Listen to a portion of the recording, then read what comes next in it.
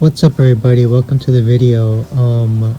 Today I want to be talking about have a little sort of review slash spoiler cast discussion on Far Cry 6. I just recently beat it last night. It really kind of made an impression on me, which is why I actually wanted to take the time and do a little conversation on it. Mostly because I kind of don't have many people to talk about games, and it's kind of nice to just let it out. Again, just doing this for me. And I don't really know that there's many spoiler cast discussions out there on Far Cry 6. I haven't really looked into it, but if someone might have been in it and is wanting to hear other people's takes on it, then here's my take. But there's sort of, other than the game giving me an impression. So first off the bat, we're gonna start off with a bit of a spoiler-free review discussion for a few minutes, and then we're gonna get on to spoilers, and we'll see how long it goes. Yeah, just kind of going off the cuff with this.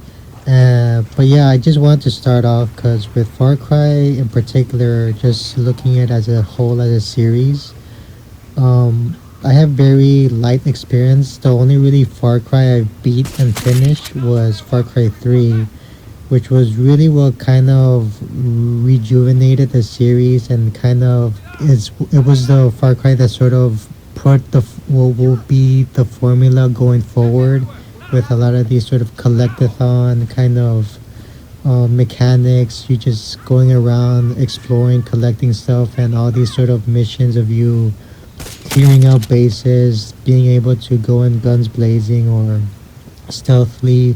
A lot of the DNA that we know of Far Cry today really kind of started with, or at least the template for it really kind of got set up with 3, and from there they just kind of were sort of both rehashing but also kind of improving on that formula as each game, for throughout each game. And you can see a lot of the DNA of Far Cry and a lot of other Ubisoft games and a lot of other open world games, just based on the design philosophy. And if I tell you, especially if you've played games or games, if you know Ubisoft, open world Ubisoft game, and or open world Far Cry game, you kind of know the idea of what you're kind of getting into. Sort of open world, some RPG mechanics, clearing out bases, all these sort of, within the first 5 or 10 hours, you basically seen everything that is to do in the game, but a lot of it is just kind of just rinse and repeat from there on. But that's the thing, like Far Cry 3, while I enjoyed it at the time, I wasn't in love with it. I know a lot of people really dug it when it was released at the time, and I believe IGN gave it like a 9 out of 10. And yeah, like, I don't know, a lot of people talk about Boss, one of the villains of Far Cry 3, but I don't know, I wasn't really that impressed or intrigued by his character. I'm gonna spoil lightly or the game a little, Far Cry 3 right now, but the game, or the villain Voss, I don't know, like he dies in like the first 5 or 10 hours, and I was kind of left underwhelmed by the overall character. Like the performance of the actor obviously is great. Like the guy is in Better Call Saul, and I forget the actor's name, but he's a big component in the Breaking Bad universe.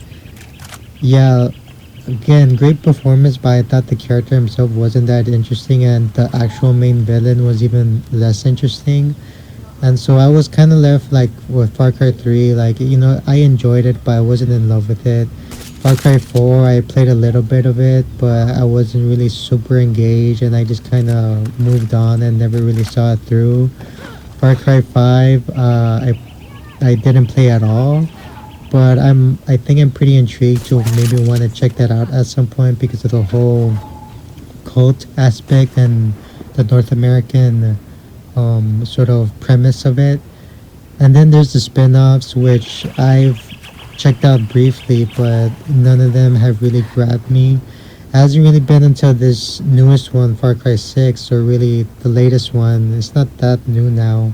Far Cry 6 did interest me for multitude of reasons. One, because of the actor, Giancarlo, him having being cast as the main villain, I thought was such a cool idea and such a good get for this game. And the setting seemed really cool, a nice sort of going back to basics and into like the whole wooden forest wilderness kind of vibe or jungle kind of vibe. And from there on, like, I don't know, I was left kind of surprised by the game and the motivations, the stakes, the how do you call it, just to scope it, all of it. Like, it did leave a pretty strong impression on me, and I was left pretty surprised by it, considering how distant I have been with the series in overall. There are like, and here again, before I get to more of spoilers and details, Far Cry games and Ubisoft games do get sort of a, especially the open world ones, do get a bit of a bad rap because they are seen as very formulaic, very safe kind of games, and there's a lot of credibility to that.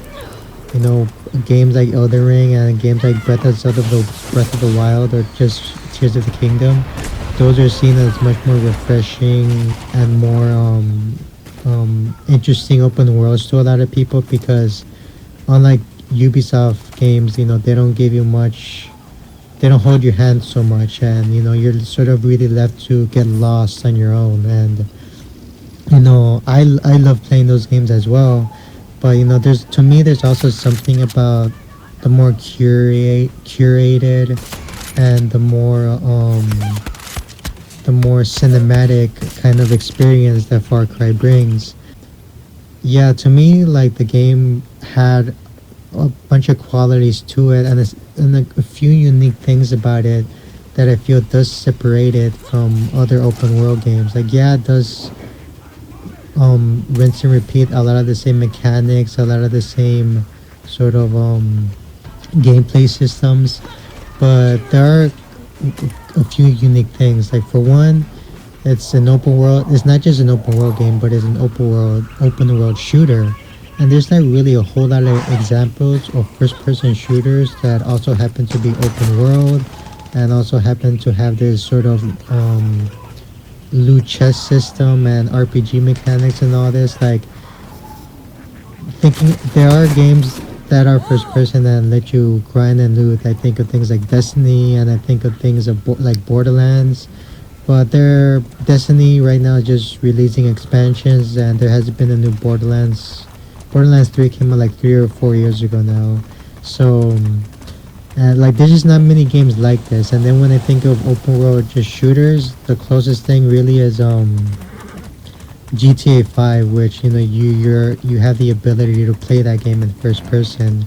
That's, to me, I feel like that's one aspect to me that I really enjoy. Just to be able to go out in the open world and just shoot the shit is just a really fun kind of just very turn your brain off kind of experience for me, for the most part, other than if you decide to play more stealthily and be more methodical, which is possible, and it is really fun to play like that in this game. But it isn't super deep like something like a Metal Gear Solid 5 or something like that, but it's still really fun to play stealthily in this game. Another unique thing about it is its fire mechanics, and this is something that stayed persistent, I want to say, since the second Far Cry, maybe even the first. The first two Far Cries aren't really super recognized or as popular, I should say. But 2 is, I think, what started that whole fire mechanic of just being able to light a flame, and then just being able to progressively get growing in size, and then just kind of decimating the area that it engulfs. And you really see this more so in Far Cry 3, which I remember in one of the early missions in that game, you really had to like put fire into like a weed plant place. and the mechanics of the flame just go all crazy right before your eyes, and like you just see like all this weed just being engulfed by flames, and it's a one of the more memorable missions in that game. But yeah, I think from there on the whole flame mechanic has stayed persistent from 4, from 5, or from 6, and there's comparison videos out there on how it all stacks up, but it all relatively works the same. You sort of start off a small little flame, let's say on the patch of grass, and that flame just grows and grows in size, and if there's trees around, it will like reach the trees and it will burn the trees, it will blacken the trees, and and like I've seen while playing Far Cry 6, flames just last for like for quite a long while. Like I would accidentally like someone will accidentally like throw a Molotov at me, and I would like leave the area, and then I will come back and the area is still like in flames, and you've seen it that it kind of had it grew in size, kind of outstretching its original area. And it's a really cool mechanic that not a lot of other games or even open world games, like there's a lot of games that have really good explosive or fire effects and whatnot, but this is probably one of the more detailed and more robust of them all. I don't know if you guys have better examples to know of any other ones I'd like to hear, but that's one unique aspect. Like how it is with Crisis, the original Crisis, how at the time that game was pretty unique for its destructibility and just being able to tear things apart, both buildings and like tables or whatever. And here in Far Cry, it's the whole ability of setting things on fire and just seeing the fire just grow in size and getting more and more dramatic. And I don't know, I really enjoyed that aspect of it. And I think overall, I think at least for Far Cry 6, Far Cry 6 had at least to me, a very strong narrative. It had a really great story with great characters that were engaging. There were some memorable moments, a lot of twists and turns, a lot of craziness. I always lived pretty immersed and enthralled. Like I don't know, like I guess we're gonna start heading into spoiler territory pretty soon, but I mean, with all that and with the shooting mechanics and all the things you could do with this game, like this is a pretty robust game. You know, even though there's a lot of rinse and repeat stuff throughout the map, the single player itself does do things to sort of keep things interesting and change things up. Interesting missions here and there that you get to play through, and but yeah, just the fact that the shooting feels great. Going around discovering loot boxes is cool. I didn't do a whole lot of exploration in this game, so my predominant of my experience is playing through just the campaign itself, only doing like a few side stuff. The game was just in itself fun to play, like just going around. I don't know, like as a shooter, it feels pretty good, and as an open world game, it's pretty nice to go around and explore. Again, I didn't put too much time into that. The thing is that it took me a total of 31 hours to go through the main campaign, and again, that's with not a whole lot of time spending on extra stuff. But I did play a lot of stealth. I did play maybe a good chunk of it stealthily, and there were times where I was just like on the horse or driving around and just kind of taking in the scenes, because this game is also very gorgeous, and that's another thing I have to commend is how beautiful the game looks, especially on PS5.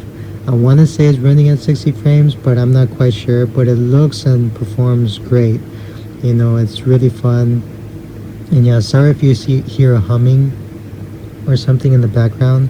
That's my fan. It's pretty hot in here. It's in LA, so it's not that bad actually, but it's gonna get worse. So But I think I'm gonna just get into spoilers right now because that's the one thing I really want to talk about, just in terms of my overall experience. And I'm gonna just go through the different sections from the map, and how my journey was overall. But yeah, like you play as this character named Danny. I played as the female character, and Ubisoft is kind of better known for these more recent games for having strong female protagonists. And I keep hearing that their female characters are more interesting to play through than their male counterparts. But you start off, and depending on who you pick, the opposite sibling, is going to be the one who ends up dying.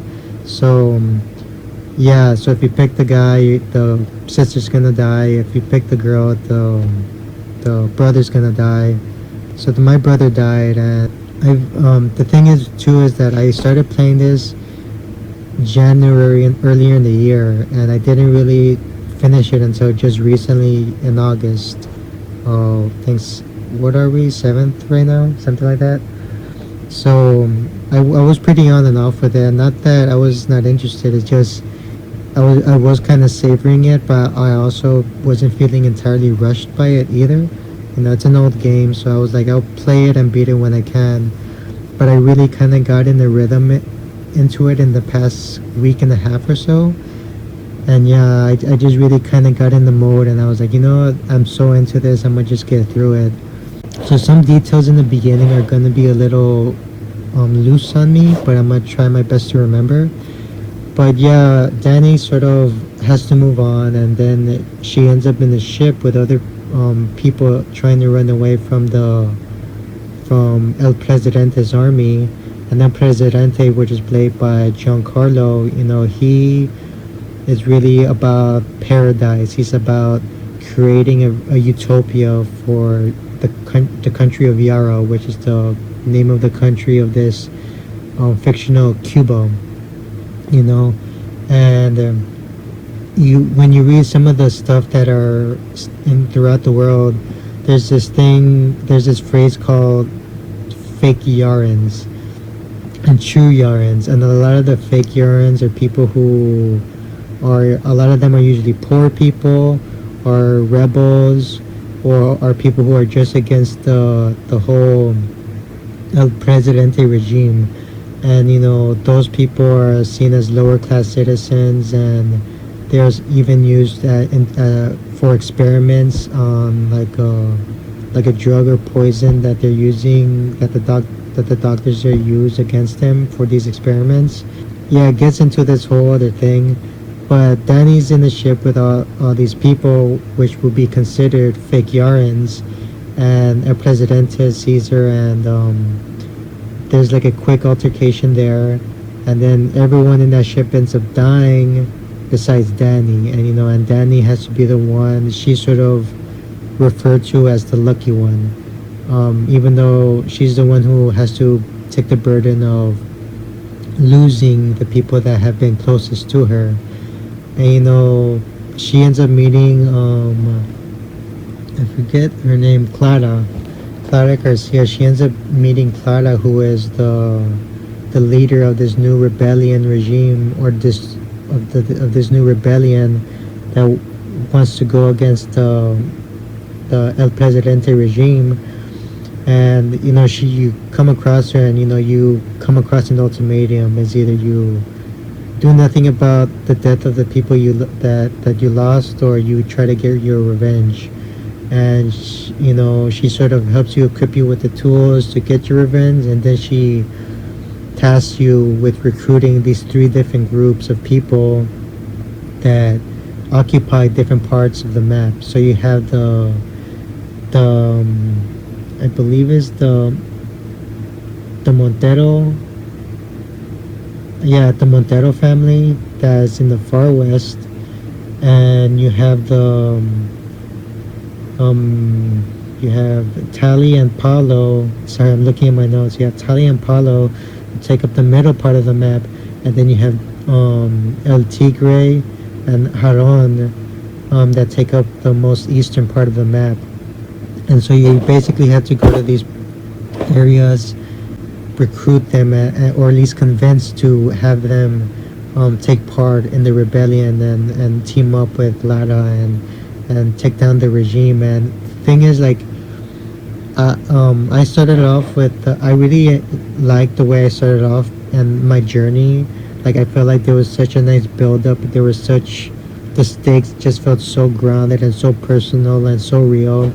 Like, each time I went was going to come across a new group of people, I was like so excited to like meet them and see what their problems were and see what I had needed to do in order to get them in my team, and generally just see what was going to happen next. Because I know, to me, for a good chunk of this game, it did feel like a page turner, sort of. Like, I really, each mission just sort of, not each mission, but every so often, like, I just felt so compelled to see what will happen next. And you know, I don't know, I was so just intrigued and enthralled. But anyway, I started like in the most western part with the Montero family, and all these groups sort of ended up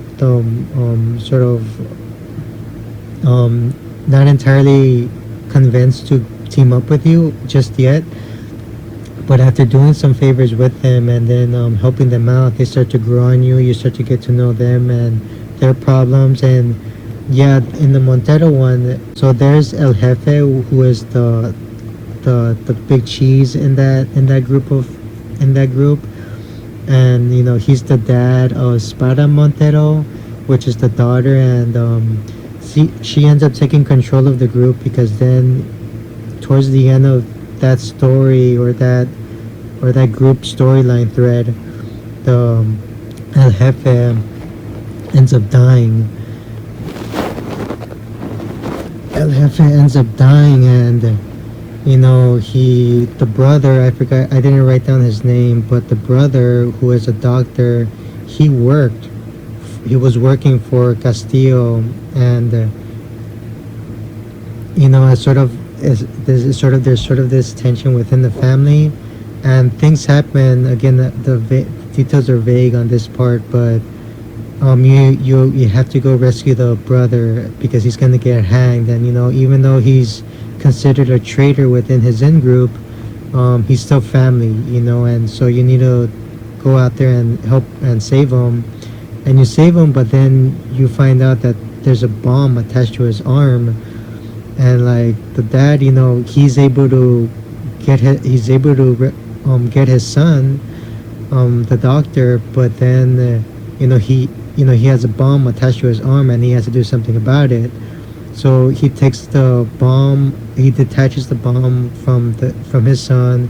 He throws him out of his horse, and you know, there's only like really a few seconds, and then boom, he just blows up right then and there. And I was looking at a comment of the death scene, and it was like, oh, he could have just thrown it. I'm like, it looked like he was in the act of throwing it, but you know, it looked like it was just way too late, and the bomb was right attached to his son's body. So it was like, what was he gonna do? Is just let his son die? So there was like, it seemed like there was such a small window to take action. And being the, I guess, good dad that he is, he prioritized on the progression of his family line, instead of watching him live another day. And that sequence and that scene really put in context for me that, okay, this is a story campaign that's gonna take some dramatic twists and turns, and isn't gonna be scared to pull any punches. And that's part of the reason why I was surprised, because when I remember playing Far Cry 4, like, I just remember it being just like, it always felt like there was these characters that just took things not so serious, and it just felt very cringe dialogue sometimes. And there's no question, there's some of that in there too. There's some characters like Juan, and I forgot what the other character, there's another character's name, but they're more as a comic relief. This story is definitely feels much more darker, serious, and dramatic. than what I felt at least 3 and 4 were. I can't speak for 5, but it feels pretty dark and serious compared to those. Again, there's a lot of comic relief as well, but it definitely takes a lot of dramatic twists and turns, and that was one of them. And from there, everybody is really mad and upset of the son because, like, why couldn't it been you? El Jefe was our guy. Then the daughter ends up taking control of the leadership within that group, and the main mission becomes to kill Jose Castillo, which is the nephew of Anton Castillo, which is El Presidente. And Jose Castillo controls that part of the region that in the western part, which is called Mantrugada, I believe. And he's sort of the main guy there, but you can sort of tell with Jose, he's not really respected by Anton.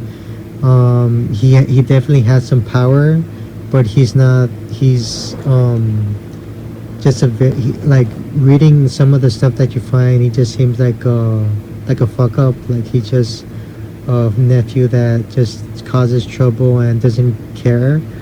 And his boss battle, you actually have a boss battle with him. And but anyway, yeah, I was talking about El Jefe, and yeah, that death I think really kind of struck me, and just the stakes of it, and then taking out Jose Castillo. And that's the thing, is that being able to look at the map and look at the different targets, the different main villains that you need to take down, and then seeing Castillo all the way on top, Anton, like it just felt very satisfying and it felt like there was a lot of purpose in what I was doing. And like the whole build up is to, like, okay, this is gonna lead up to, we're gonna kill this person, and then we're gonna get this group to be recruited for Libertaria, or for the liberation. And yeah, so to me, they just felt like there always was strong purpose and strong motivations in everything you were doing, not only in trying to recruit the people, but also that carrot of the end of the stick, like, okay, you're gonna eventually, this guy is gonna die, and there's gonna be either a shootout, a boss battle, or something that's gonna happen that is gonna lead to this person's death.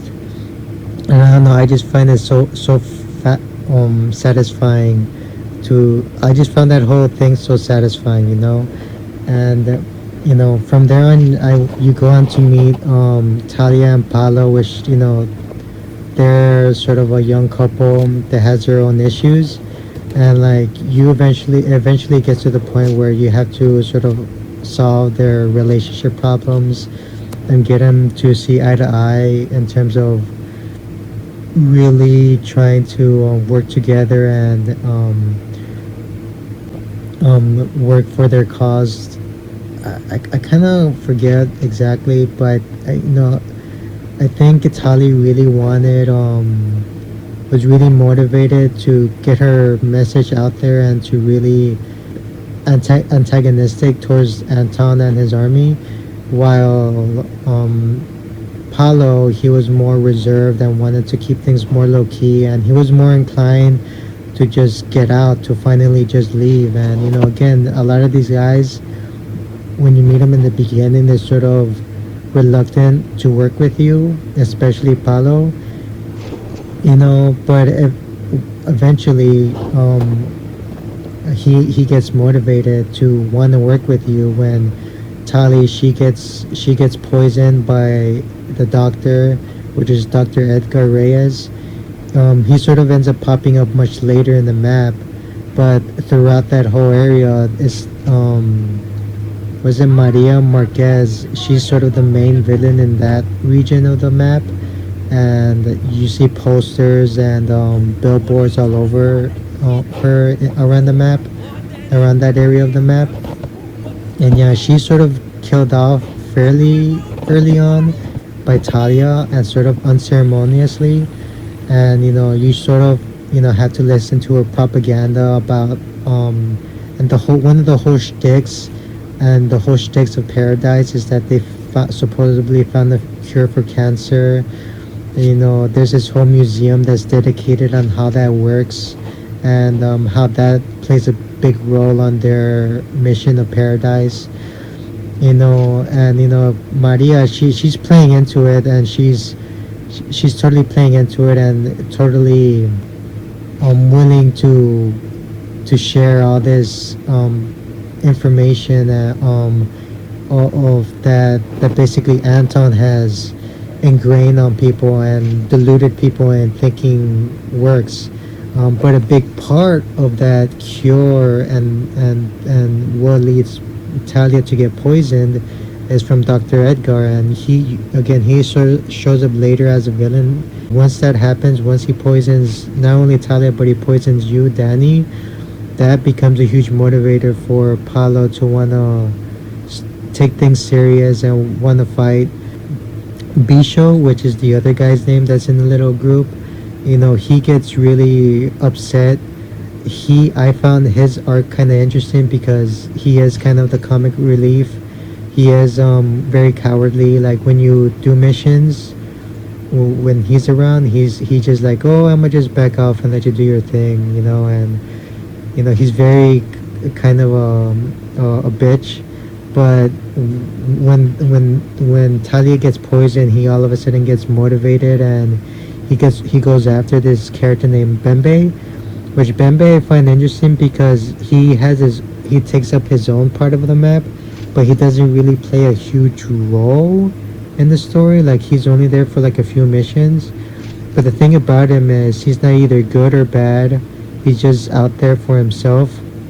He's willing to do shitty things for his own personal gain, seemingly, importing or what's it called, selling off people in the black market. There's a word for that, but he's basically just selling people, human beings, to the black market, and trafficking is the word. There it is.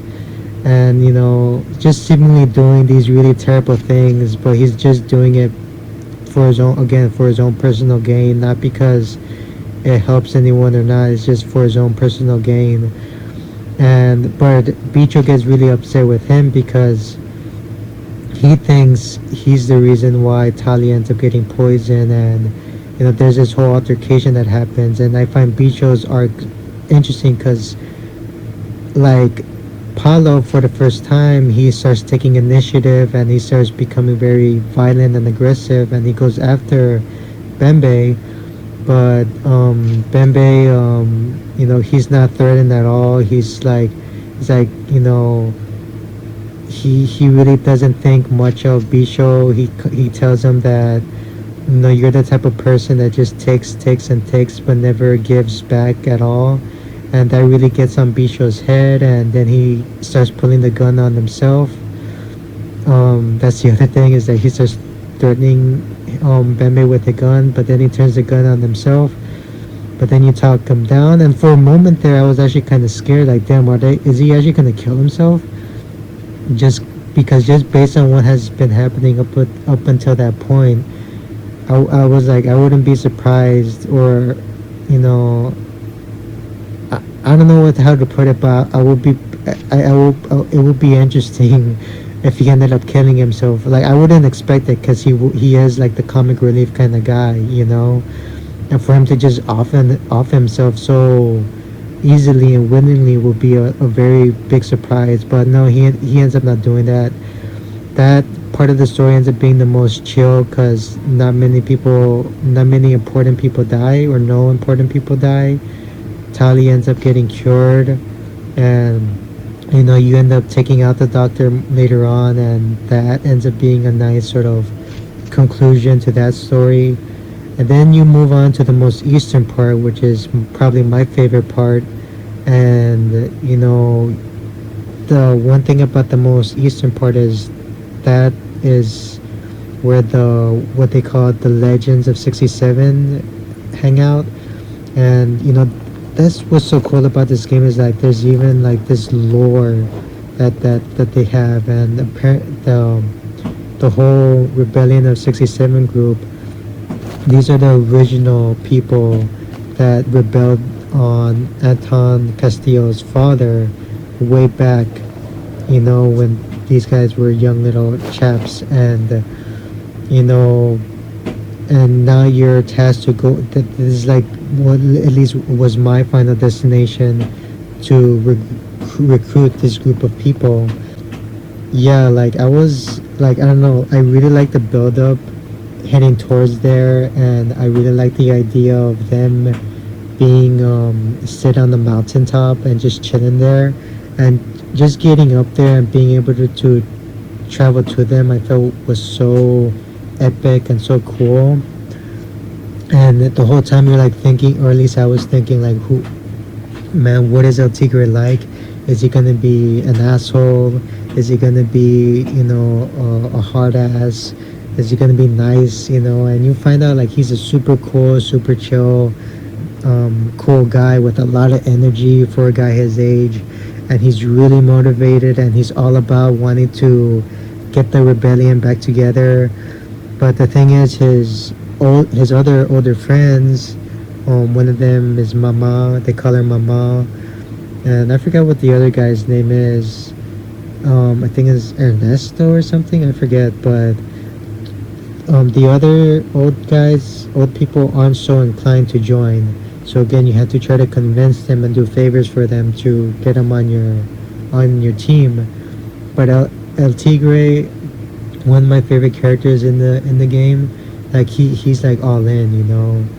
And then later on, as you're getting medicine for the old guys, the 67 guys, you meet this more younger group of people. I forget what their faction name was, but they're more younger, and they're more working around more with computers and stuff. And you meet them through this character named well, Haron. Haron's so hot, man. Like, she's so sexy. But Haron, you meet with her, and you find out like she's like the co-leader of this group that they have, and eventually you start doing a couple missions for her, and then you meet this other person named Yalin, or Yelena, and she's the main leader of the group of these young people. Eventually there comes a moment where them and the 67, at least El Tigre, starts working with them. Yeah, there's a part where you have to get, I forgot what was the tank's name, but there's a tank. But this whole time they refer to him as this name, and you think it's a person, but really it's a tank. And I found that pretty funny. But that story thread, that whole part of the story, kind of built up into this feeling like everything was really kind of heading into this very strong climax, because not only does El Tigre end up dying, but Haron ends up dying. And I was like, why? You could have just gotten one of them. Like, El Tigre dying would have been enough, but you had to kill both of them, and I'm kind of getting ahead of myself. But again, the villains in that area,